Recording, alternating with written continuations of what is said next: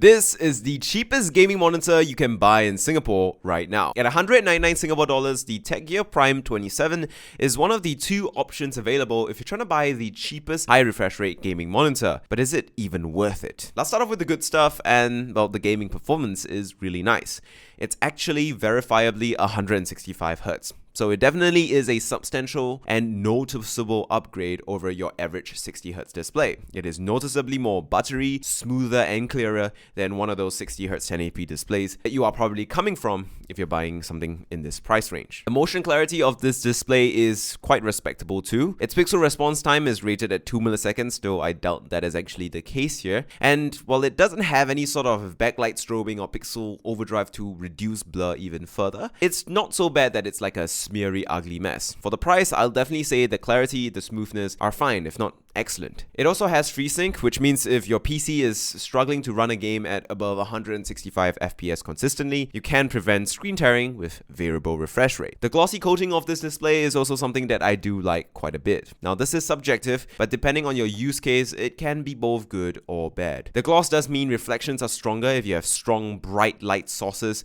in your room, but it also means the display does look sharper with better contrast if you don't really have bright light sources in your room, like say if you're gaming in the dark. In real world use, and I personally will say that it's pretty usable even for competitive esports shooters. Now, if you're a high rank like Immortal or Radiant, then of course this might be not enough for you, but if you're someone who is kind of like not that brilliant at gaming, you know, you're gold or you're plat in Valorant or thereabouts in the equivalent ranks in other games, then it definitely will not make you lose. It isn't gonna help you win, but it isn't going to be the reason you lose either. As I said though, the glossy coating does help with the contrast, and that's because it really needs all the help it can get, because it doesn't have much to begin with. It's got a peak brightness rated at 250 nits. In my measurements, it goes closer to about 180 to 200 nits, which means in a brightly lit room, you might struggle to see the screen clearly. And while it does have a HDR mode, I doubt you will get much enjoyment out of it because it doesn't look good at all. The contrast of 1000 to 1 that this has is what it's rated for. It's standard for IPS, but from my measurements, it doesn't go that close to that 1000 to 1 rating. And while it does have dynamic contrast ratio or DCR, I definitely don't recommend you turn it on, even though it does technically help with getting better contrast, because it's not very well implemented and does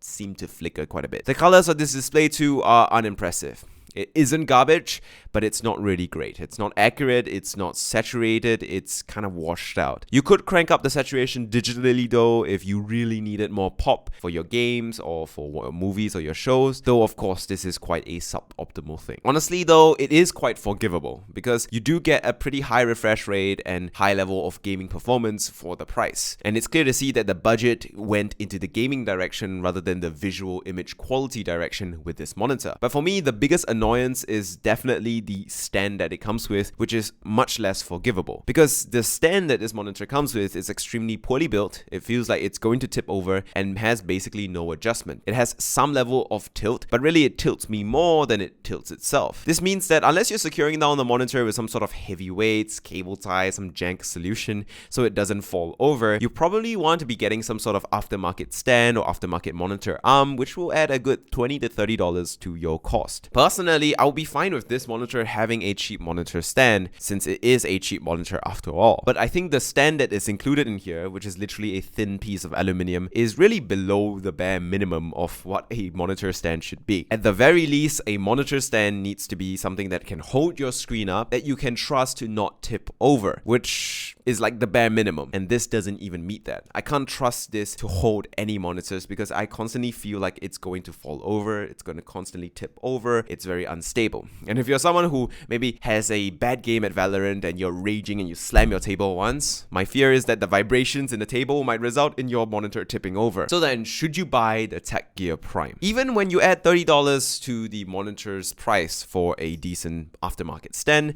it's actually still pretty competitive, so there's still an argument to be made to check it out. Compared to the $200 24-inch 144Hz curved Acer, this monitor has the advantage of being bigger and flat, which is what I think a lot of people will like. Compared to the 27-inch 144Hz Acer, which is also 1080p and curved, that costs 230 Singapore dollars, which is $30 more than the Tecgear Prime here. And while that has the advantage of being curved, it is $30 more, and those $30 could easily be spent on an aftermarket stand, because I doubt those Acer monitors have a very good included stand either. As for performance though, I can't conclusively tell you whether this is much better than those Acer competitors or the MSI G243, which is also about 235 Singapore dollars and in the price range of the Tecgear Prime 27, since I haven't personally tested those displays myself. What I can tell you though is that the Tecgear Primes performs respectably well in terms of just pure gaming performance and shouldn't be a bad choice, especially if you're just coming from a 60Hz display. But I do have to point out the fact that the MSI monitors and the Acer competitors has one advantage in terms of features, and that is backlight strobing. On the Acer panels, this is called VRB, and on the MSI panels, this is called MPRT. Basically what happens is when you turn this feature on, it strobes the backlight to help improve the motion clarity or reduce the motion blur of your screen, which means a clearer image, though this does limit the brightness of those displays when the feature is turned on and does prevent you from using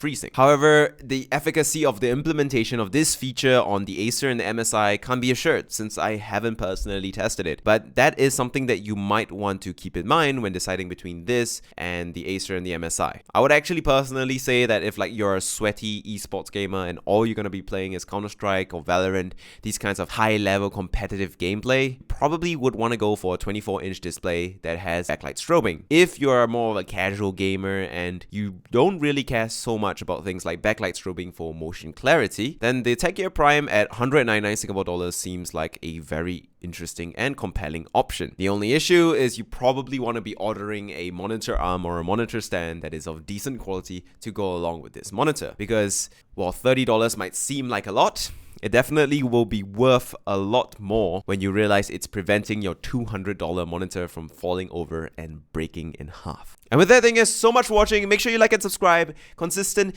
often uploads are back for the next month at the very least before I go university. I took 2 weeks off for the last 2 weeks because it's been the Lunar New Year, so I've just been celebrating with family and friends. But now I'm back in that work mode, so stay tuned for that. I'll see you guys around. Bye.